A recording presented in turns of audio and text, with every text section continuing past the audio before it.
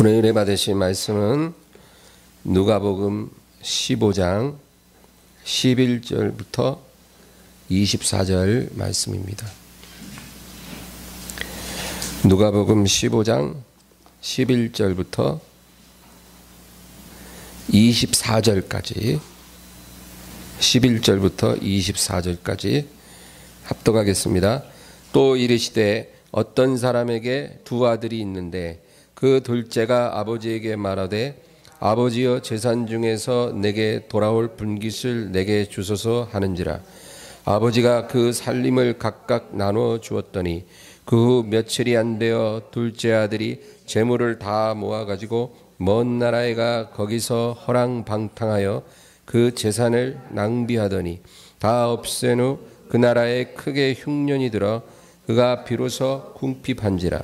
가서 그 나라 백성 중 한 사람에게 붙여 사니 그가 그를 들러 보내어 돼지를 치게 하였는데 그가 돼지 먹는 쥐엄 열매로 배를 채우고자 하되 주는 자가 없는지라. 이에 스스로 돌이켜 이르되 내 아버지에게는 양식이 풍족한 품꾼이 얼마나 많은가. 나는 여기서 주려 죽는구나. 내가 일어나 아버지께 가서 이르기를 아버지, 내가 하늘과 아버지께 죄를 지었사오니 지금부터는 아버지의 아들이라 일컬음을 감당하지 못하겠나이다. 나를 품꾼의 하나로 보소서 하리라 하고 이에 일어나서 아버지께로 돌아가니라. 아직도 거리가 먼데 아버지가 그를 보고 측은히 여겨 달려가 목을 안고 입을 맞추니 아들이 이르되 아버지, 내가 하늘과 아버지께 죄를 지었사오니 지금부터는 아버지의 아들이라 일컬음을 감당하지 못하겠나이다 하나 아버지는 종들에게 이르되 제일 좋은 옷을 내어다가 입히고 손에 가락지를 끼우고 발에 신을 신기라. 그리고 살찐 송아지를 끌어다가 잡으라. 우리가 먹고 즐기자. 이 내 아들은 죽었다가 다시 살아났으며 내가 잃었다가 다시 얻었노라 하니 그들이 즐거워하더라. 아멘. 할렐루야.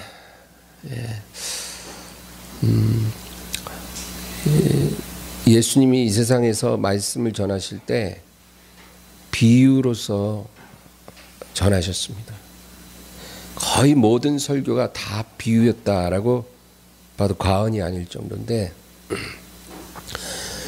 이 비유는 두 가지 목적이 있습니다. 첫째는 진리를 감추기 위해서예요. 그래서 예수님이 비유로 설교를 해도 죄인들은 깨달을 수가 없어요. 듣기는 듣는데 들을 수 없고 깨달을 수가 없는 거예요. 그래서 이 진리를 감추기 위해서 예수님이 비유로 설교를 하신 것입니다. 죄인들이 들을 수 없게 하신 거예요. 그리고 또 하나의 목적은 진리를 드러내기 위해서예요. 왜 그러냐면 제자들에게는 그 비유를 풀어주셨거든요. 따로 불러다가 그 비유로 하신 말씀의 의미를 다 풀어서 가르쳐 주셨어요. 그러니까 제자들이 그때 비로소 그 의미를 깨닫는데 오히려 비유가 있으니까 진리를 더 잘 이해할 수가 있는 거예요. 그래서 죄인들에게는 비유를 통해 진리를 감추시고 제자들에게는 비유를 통해서 진리를 더 잘 이해시키고 드러내셨다. 그 얘기죠. 그래서 예수님이 사용하신 이 비유를요, 우리가 아주 세심하게 읽어야 돼요. 왜냐하면 이거는 사람이 말한 게 아니기 때문에 하나님이 친히 정하신 비유이기 때문에 그 비유에 사용된 단어들이나 이야기들이 하나도 무의미한 게 없고요. 그 안에 진리의 중요한 포인트가 있다는 거예요. 그래서 이 비유를 우리가 세심하게 연구를 해야 되겠다라는 것이죠. 오늘 우리가 읽은 이 탕자의 비유, 이것도 너무나 중요한 비유거든요. 여러분, 이 둘째 아들이 조금 뭐랄까 큰아들과는 달랐던 것 같아요. 같은 태에서 죄송합니다. 태에서 나온 아들도 자식들도 달라요. 쌍둥이도 다르고 연년생도 다르고, 같은 형제인데도 그렇게 판이하게 다를 수가 없는 거죠. 그래서 사람의 천성은 하나님께서 이렇게 분정해 주시는 거예요. 그 부모 마음대로 되는 게 아닙니다. 물론 부모의 DNA를 받기도 하지만 그 아이가 어떤 성격을 갖고 태어날지는 그건 하나님이 분정하시는 거다. 그래서 이 집도 보면 큰아들은 굉장히 착실한 아들이에요. 근데 둘째는 자유로운 영혼이에요. 저도 그랬어요. 저도 삼형제 중 막내인데 2살 터울이에요. 2살. 근데 우리 어머니가 저한테 늘 그래요. 너 하나 키우는 게 너 형 둘 키우는 것보다 훨씬 힘들었다.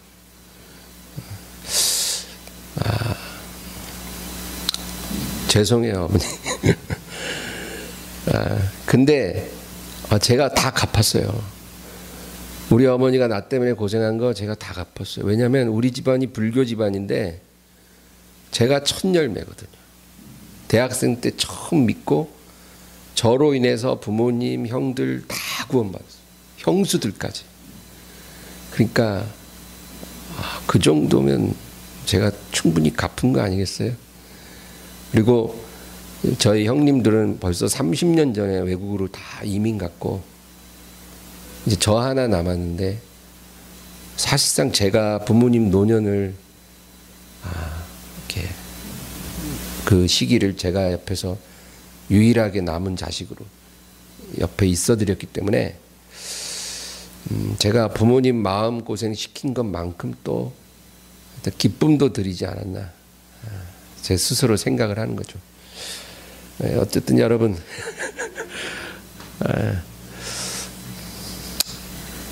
그런 거예요, 인생이. 그러니까 지금 너무 고생한다고 낙심할 필요가 없는 겁니다. 다 그것이 돌고 돌아서 화가 변하여 복이 되고, 슬픔이 변하여 기쁨이 되고, 재가 변하여 화관이 되는 거예요. 그래서 지금 밑바닥으로 내가 내려가고 있다 그러면 바닥치고 올라간 날이 오는 것입니다. 그래서 저도 저희 형들하고는 성격이 아주 판이에요.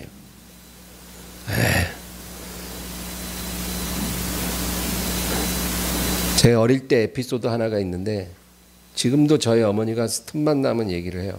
뭐냐면 그 집 앞에 슈퍼마켓이 하나 있었는데, 제가 5살 때 그 슈퍼마켓에 이렇게 음료수 박스를 쌓아놨는데, 제가 5살 때 양손에 콜라병 하나씩 두 개를 들고 뼈갖고 도망갔대요.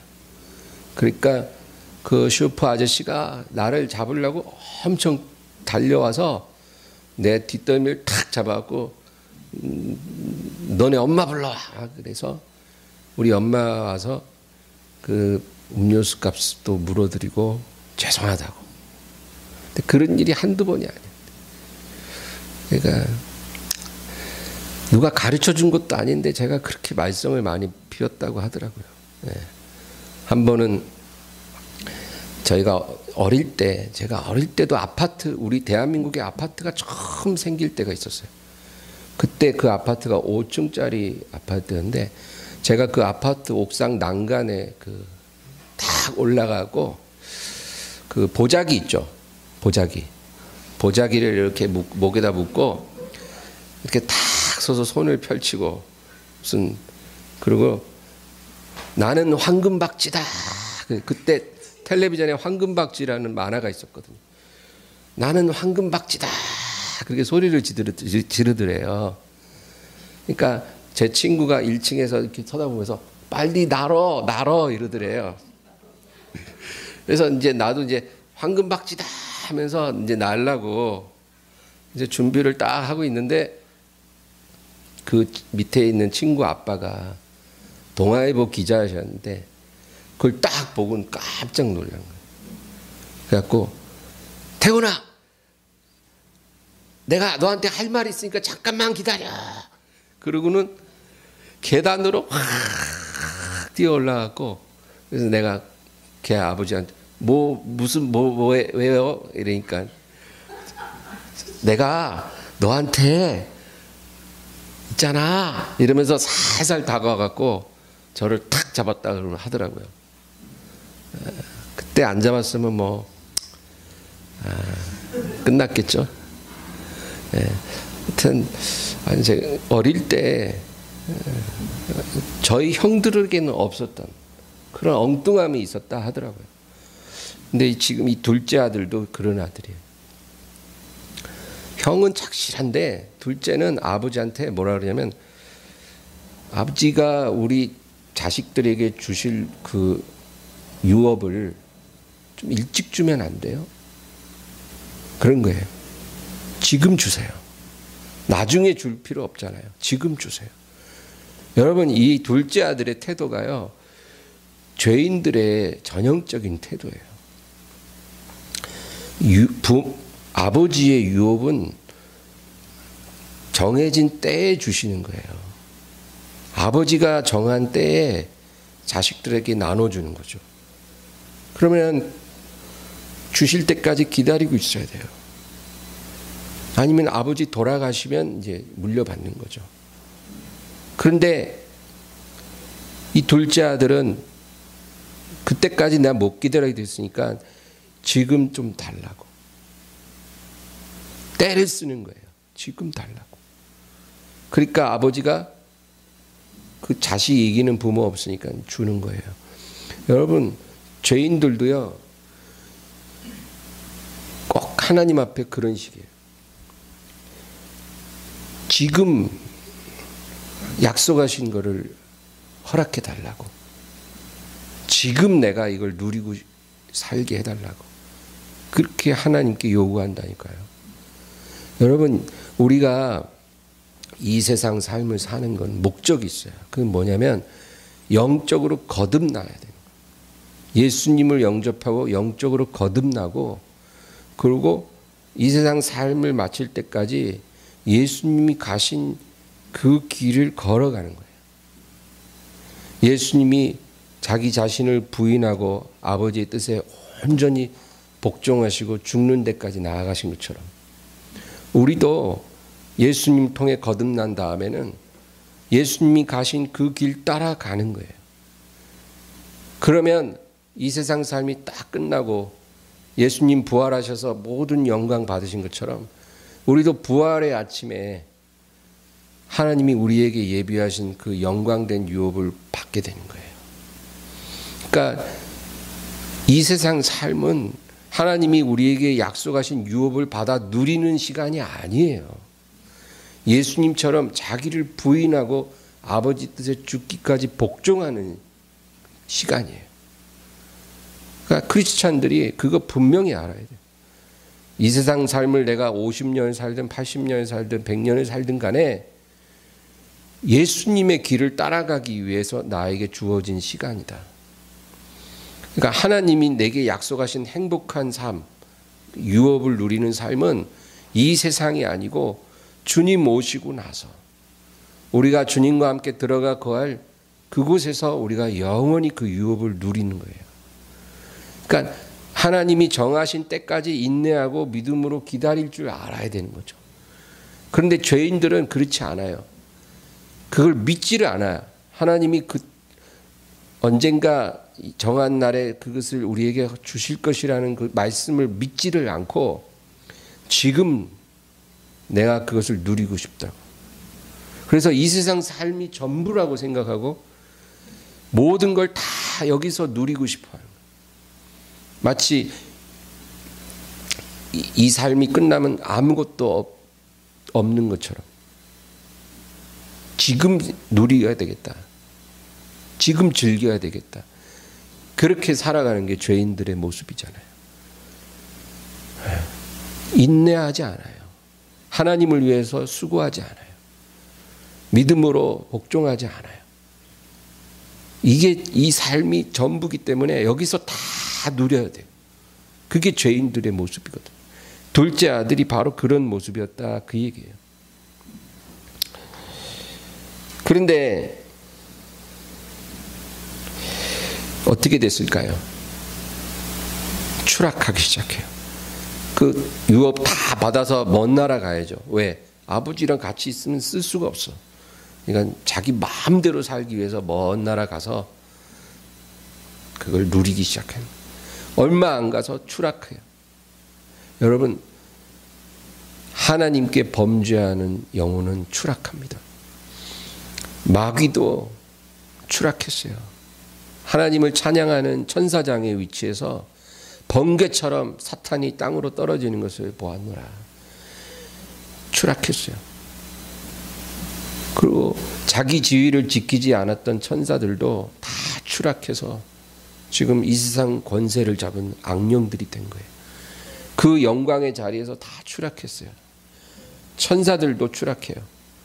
사람은 말할 것도 없죠. 하나님께 범죄하면 추락합니다. 그런데 여러분, 어떤 사람들은 하나님을 믿지도 않고 따르지도 않으면서도 승승장구하는 사람들 있잖아요. 이 세상에서 정말 거의 실패를 경험하지 않는 그런 삶, 모든 영광과 즐거움을 다 누리는 삶을 사는 사람들이 있잖아요. 추락을 모르는 사람들.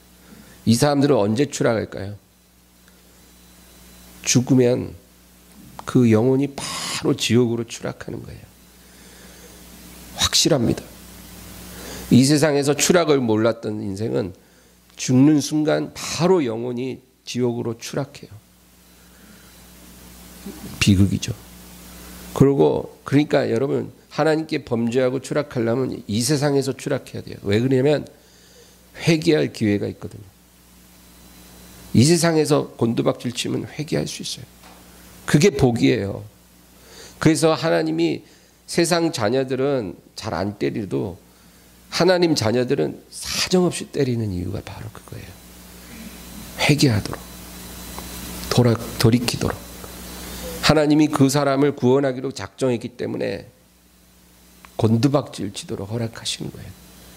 회개하고 돌아와야 되니까. 그래서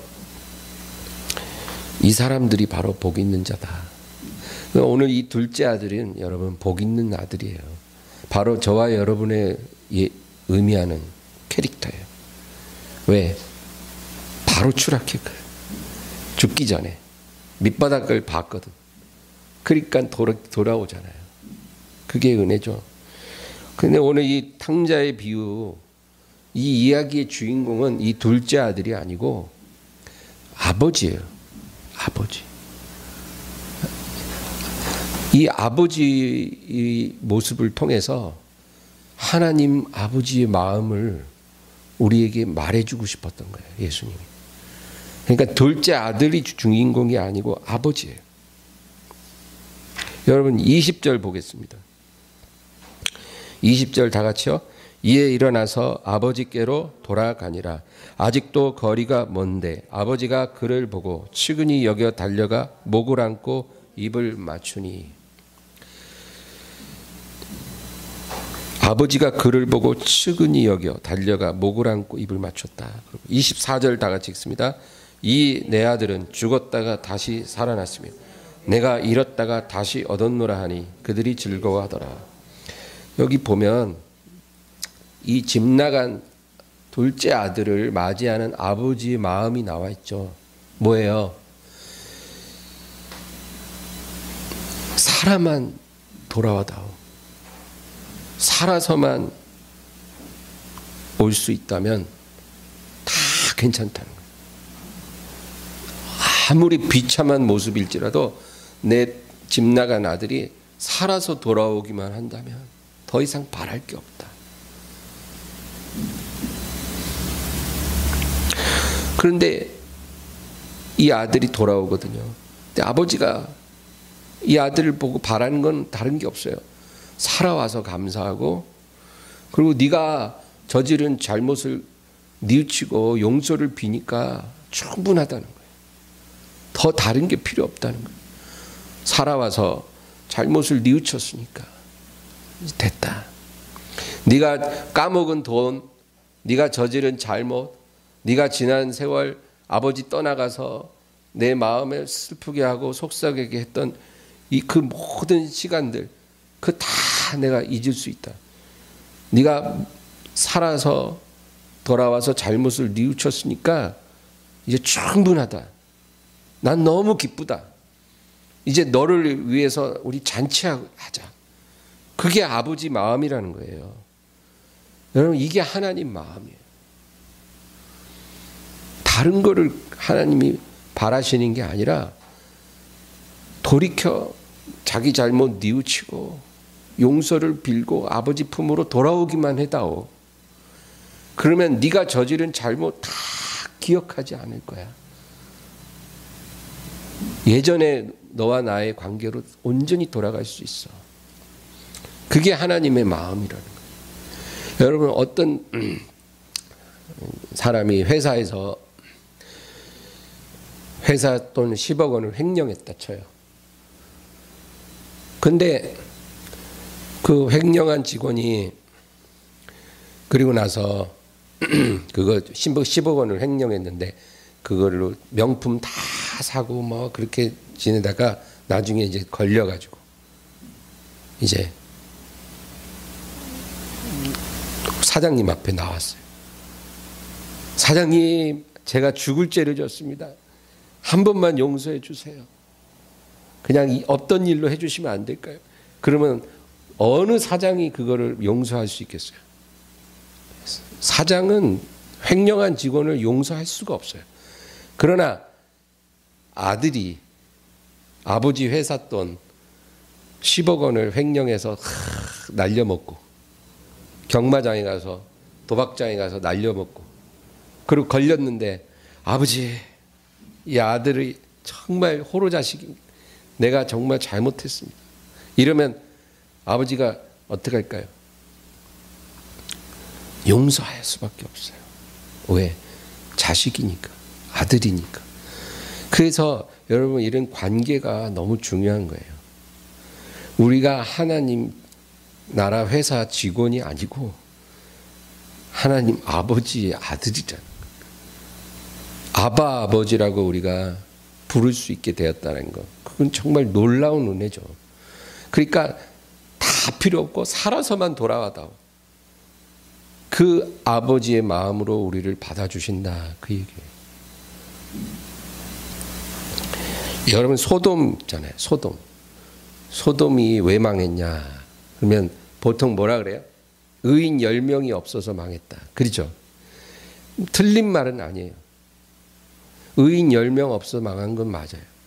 그러나 정확히 얘기하면 죄 때문에 망한 거예요. 왜냐하면 죄 안 졌으면 의인 10명이 필요하지도 않으니까. 그러니까 죄가 소돔을 멸망시킨 거예요. 그런데 더 정확한 답을 얘기한다면 회개하지 않아서 망한 거예요. 이게 가장 정확한 대답이에요. 회개하지 않았기 때문에 소돔은 멸망당한 거예요. 여러분, 하나님은 죄를 미워하십니다. 그렇지만 그것 때문에 우리를 심판하시지는 않아요. 죄 때문에 저와 여러분을 지옥에 던지지는 않는다, 그 말이에요. 왜냐하면 우리가 죄를 지을 수밖에 없다라는 걸 하나님이 더 잘 아시거든요. 우리는 태어날 때부터, 제가 5살 때 음료수병 들고 튀었다 그랬죠. 그 누가 가르쳐서 그랬겠어요? 태어날 때부터 죄를 짓도록 그렇게 우리가 만들어져 태어난 거예요. 그러니까 하나님이 보실 때 우리를 죄 때문에 심판하실 수는 없는 거예요. 죄를 미워하지만 죄로 인해서 심판하시지는 않아요. 그래서 아들을 보내신 거예요. 예수님을 이 땅에 보내신 거는 내가 너희를 죄로 인해서 심판하지 않겠다는 선언이에요. 누구든지 십자가에 달린 내 아들을 믿기만 하면 죄를 없던 걸로 해주겠다. 그 하나님의 위대한 선언이잖아요. 그러니까 예수님이 이 세상에 오신 것 자체가 하나님 마음속에 우리를 죄로 인해서는 심판하시지 않겠다라는 그 의지예요. 그러면 우리가 왜 지옥에 가요? 왜 죄인들이 지옥에 가요? 죄 때문에? 아니에요. 회개하지 않아서 가는 거예요. 아버지께 돌아오기만 하면 사는데 돌아오질 않아. 이 둘째 아들처럼 그냥 염치불구하고 돌아오면 사는데 끝까지 안 돌아와. 죽을 때까지 안 돌아와요. 얼마나 완악한지 몰라요. 췌장암, 간암, 위암 걸려도 안 와요. 완전히 경제적으로 파산해도 안 와요. 인생 밑바닥까지 내려가는데도 회개를 안 해요. 그래서 지옥 가는 거예요. 죄 때문에 지옥 가는 게 아니고 회개를 안 하니까 지옥을 가는 거예요.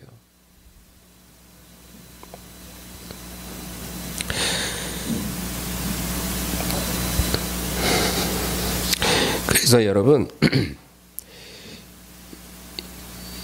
이 세상에서 아무리 우아한 사람이라도요, 회개하지 않으면 그 사람의 종말은 지옥으로 떨어지는 거예요. 그래서 아무리 착한 사람, 아무리 우아한 사람, 교양 있고 예의 바르고 많이 배우고 그런 사람 멋진 사람 있잖아요. 그런 사람 못 봤어요?